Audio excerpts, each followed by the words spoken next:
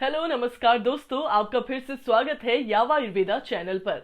यावा आयुर्वेदा के YouTube channel पे आज हम बात करेंगे अस्थमा पेशेंट को कौन से फूड आइटम्स अवॉइड करने चाहिए और क्यों अवॉइड करने चाहिए, और अगर आप उन्हें ले रहे हैं और आपको उनसे होने वाले क्या नुकसान हो सकते हैं ये भी आपको पता लगेगा। अस्थमा एक कंडीशन है जो लंग्स को अफेक्ट करती है और सांस लेने में तकलीफ क्रिएट करती है।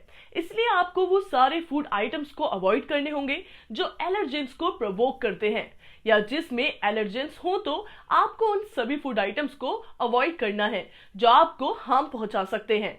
इसमें सर्टेन फूड्स होते हैं जो अस्थमेटिक पेशेंट्स के लिए नुकसानदायक हो सकते हैं। इन फूड्स को अवॉइड करके अस्थमा के सिम्टम्स को कंट्रोल किया जा सकता है। पहला है डेयरी प्रोडक्ट। दूध और डेयरी प्रोडक्ट जैसे चीज और दही में पाए जाने वाले प्रोटीन्स के कारण कुछ लोगों को एस्थमेटिक सिम्टम्स हो जाते हैं। इनमें से कुछ लोगों को मिल्क से एलर्जी होती है जो उनके अस्थमा को ट्रिगर कर सकती है। दूसरा, आपको कार्बोनेट्स ड्रिंक्स और कैफिनेटेड ड्रिंक्स को भी अवॉइड करना है। शुगरी बेवरेजेस जैसे कि सोडा और पैकेज्ड फ्रूट जूसेस को अस्थमा के रोगियों के लिए ठीक नहीं होते हैं, ये भी आपको अवॉइड करने हैं। ये बेवरेजेस एडिड शुगर से भरपूर होते हैं जो इन्फ्लेमेशन को और अस्थमा के सिम्टम्स को बढ़ा सकते हैं। तीसरा है प्रोसेस्ड फूड्स। पैकेज स्नैक्स और प्रोसेस्ड फूड्स मतलब जो रेडीमेड मार्केट से मिलते हैं और जो आर्टिफिशियल कलर्स और फ्लेवर्स से बनाए जाते हैं, जैसे चिप्स, कुरकुरे, या अस्थमा के सिम्टम्स को ट्रिगर करते हैं। इसीलिए इस तरह के फूड से दूर रहना है। और क्योंकि इसमें हाई लेवल प्रिजर्वेटिव्स होते हैं, ये प्रिजर्वेटिव बहुत स्ट्रॉन्ग केमिकल होते हैं जो आपको नुकसान दे सकते हैं।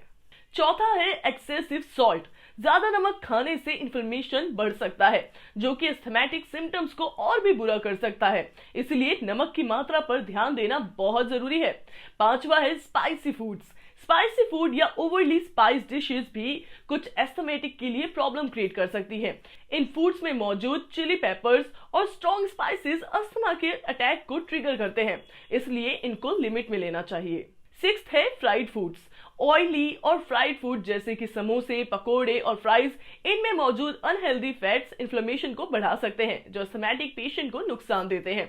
और जैसे ही आप इन सभी फूड्स को लेना बंद कर देते हैं तो आपकी बॉडी में से सब टॉक्सिन लेवल्स कम होने लगते हैं और आपकी बॉडी रीजनरेट होना शुरू कर देती है, और जो आपकी अस्थमा की कंडीशन वर्सन हो जाती है उसको रिकवर करने लगती है। अस्थमा के रोगियों को इन फूड्स को अवॉइड करके अपनी डाइट में हेल्दी चेंजेस लाना चाहिए और उनको अपनी डाइट में wholesome foods, fruits, vegetables, whole grains और लीन प्रोटीन्स जैसे कि फिश, इन सब को इंक्लूड करके एक बैलेंस्ड और हेल्दी डाइट मेंटेन करना चाहिए। अगर आप ऐसा करते हैं तो इससे आपके सिम्टम्स एग्रीवेट नहीं होंगे और आपको डॉक्टर या डाइटिशियन से सलाह लेनी चाहिए कि किस तरह का डाइट उनके लिए बेहतर होगा, क्योंकि हर पेशेंट का शरीर अलग अलग होता है और उनकी स्पेसिफिक हेल्थ कंडीशन के हिसाब से डाइट प्लान की जरूरत होती है। और एस्थमेटिक पेशेंट्स को अपने ट्रिगर को आइडेंटिफाई करके उन फूड आइटम से दूर रहना चाहिए और अपनी डाइट में हेल्दी चेंजेस लाकर अपनी हेल्थ को इंप्रूव करना चाहिए। ये काफी जरूरी है कि वो अपने डॉक्टर की गाइडेंस के साथ कोई भी ड्रास्टिक चेंजेस करें। तो आज के लिए इतना ही। अगर आपको अस्थमा या रेस्पिरेटरी किसी भी डिजीज से रिलेटेड क्वेरी है तो आप हमारे दिए गए नंबर पर कॉल या व्हाट्सएप करके हमसे कंसल्ट कर सकते हैं। उम्मीद करती हूँ कि आप इस वीडियो को काफी अच्छे से समझ गए होंगे कि अस्थमा पेशेंट के लिए क्या फूड जरूरी है और क्या फूड अवॉइड करने चाहिए। धन्यवाद, मिलते हैं आपसे अगली वीडियो में।